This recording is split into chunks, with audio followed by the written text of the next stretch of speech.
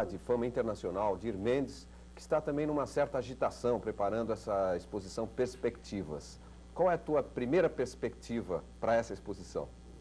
Bom, minha perspectiva é um sucesso maior na minha cidade do que eu obtive nas cidades europeias. Porque, como você deve imaginar, realmente você sair com cultura brasileira para uma apresentação na Europa é uma coisa bastante complexa. E, aliás, eu contei com o apoio oficial, porque as galerias em que eu me apresentei eram ligadas à embaixada brasileira nos vários países, né? A exposição percorreu Paris, Lisboa, Madrid e Roma. E nos diferentes locais, diferentes perspectivas, diferentes reações, né? E qual a receptividade desse público europeu à arte brasileira, hein, Aldir? Bom, a experiência que eu posso contar é o seguinte: esse público não é exclusivamente europeu, para começar. Existem muitos brasileiros morando nessas cidades e realmente, como havia um vínculo da embaixada, nós tivemos a proposta de, principalmente, mostrar o trabalho para essas pessoas que não têm esse contato periódico com arte feita aqui no Brasil, porque são pessoas que moram há 10, 20 anos nos respectivos países. É lógico que o público nas diferentes cidades tem diferentes interesses. Eu senti um interesse muito grande em Portugal, por exemplo, onde já existe um vínculo natural, porque fomos colônia, existe o problema da identidade da língua e também o problema de intercâmbio cultural, porque as novelas estão lá e há um interesse do povo português pela arte desenvolvida aqui. Agora, tem muitos artistas que vão para lá e dizem assim: eu fiz um enorme sucesso e tal. Existe isso da arte brasileira fazer um enorme sucesso lá fora? Bom, isso é uma coisa que a pessoa coloca no currículo, né?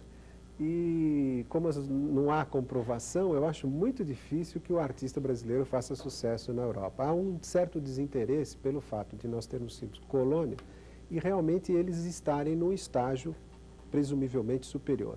Então, quando a coisa não é folclórica, quando a coisa não é relativa a ritmos, não é uma arte, digamos, ingênua, eles têm uma certa restrição.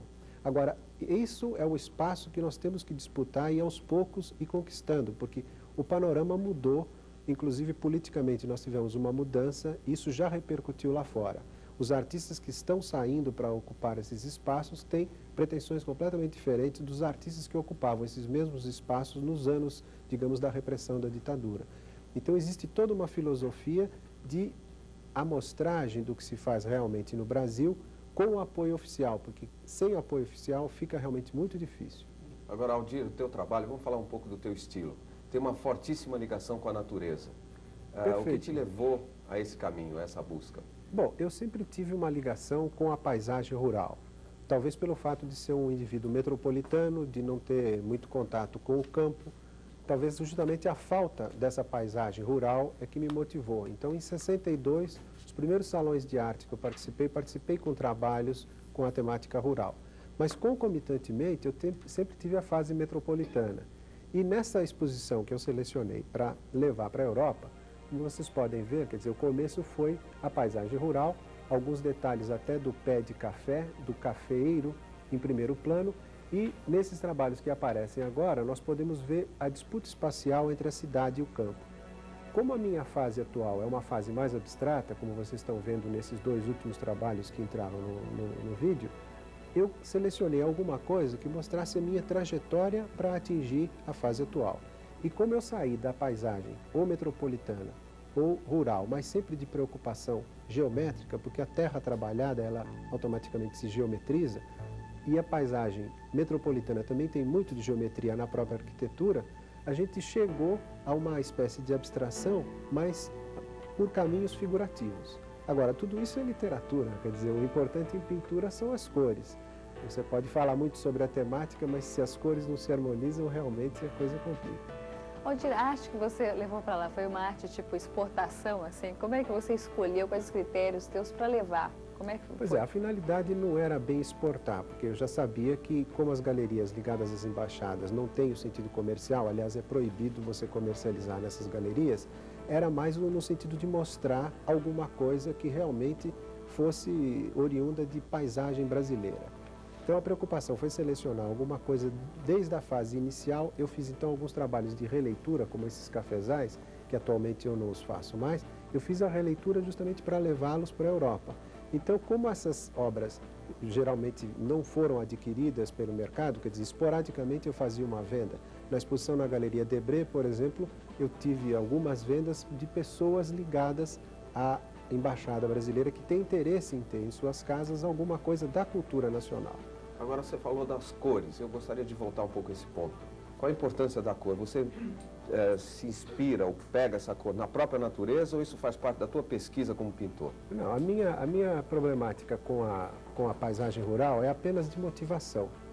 A importância da cor é só e total, quer dizer, o que me importa em pintura é a cor, o tema não importa. Então, partindo da premissa de que o tema não importa, eu posso me dedicar sempre ao mesmo tema, certo? Então, por isso é que eu estou na paisagem rural, e na paisagem metropolitana e nas associações há mais de 25 anos.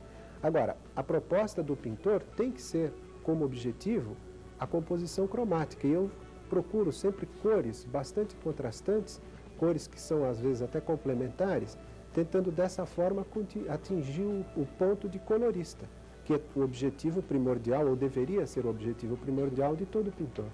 Agora, Aldir, a coisa que mais me chama, uma das coisas que mais me chama a atenção em você, além da tua pintura, é claro, é o fato de que você faz mil coisas, né?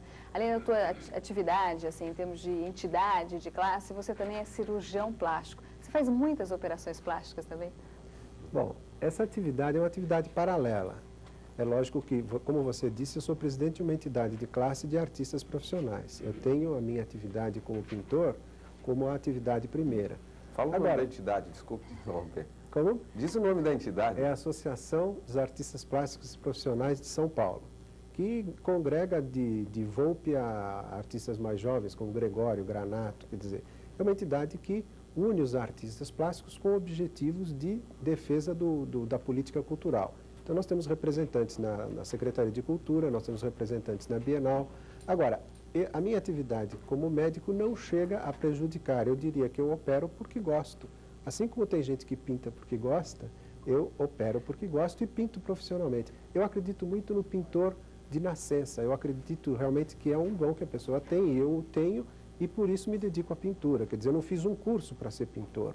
Eu sou pintor porque sou, não sei. E por falar em dom, né, e trabalho de artista, vários cirurgiões plásticos dizem que isso é um dom, né? Realmente uma cirurgia plástica vai muito de talento artístico, você concorda? Não, eu diria que o cirurgião plástico precisa ser um esteta e ele precisa ter alguns conhecimentos de arte, mas se você quiser ter uma ideia, o Pitangui não desenha, entende? Deu para perceber que são atividades profissionais completamente diferentes. Na pintura, por exemplo, ou nas artes plásticas, o que vale mais é a criatividade. E na cirurgia já é uma padronização, já é uma coisa ligada à medicina, uma coisa de outro parâmetro, não é a criatividade o que conta. Agora, já que você é o presidente de uma entidade de artistas plásticos, como é que você está vendo a situação hoje dos artistas plásticos no Brasil? Assim, as dificuldades que foram superadas, o que é que está faltando ainda? Bom, nós temos muitas dificuldades. Como entidade de classe mesmo, nós temos ainda a situação de uma entidade marginal. Aliás, a gente não tem o apoio oficial e nem quer ter o apoio oficial. Porque quando você tem o apoio oficial, você tem que fazer concessões. E a nossa entidade, antes de tudo, é uma entidade livre. Até a nossa sede, ela se localiza numa firma comercial que nada tem a ver com as artes plásticas. Então, de repente, se pergunta, por que não fazem a sede no museu ou na Bienal? Porque aí nós teríamos um vínculo, e esse vínculo pode ser prejudicial à entidade. Bom, então quem quiser bater um papo com esse artista, Aldir Mendes de Souza, é só dar um pulo amanhã na Dan Galeria a partir das 9 da noite. E lá você vai ter a oportunidade de conhecer melhor não só o artista, mas principalmente as suas obras. Obrigado, Aldir, e sucesso a partir de amanhã. Obrigado.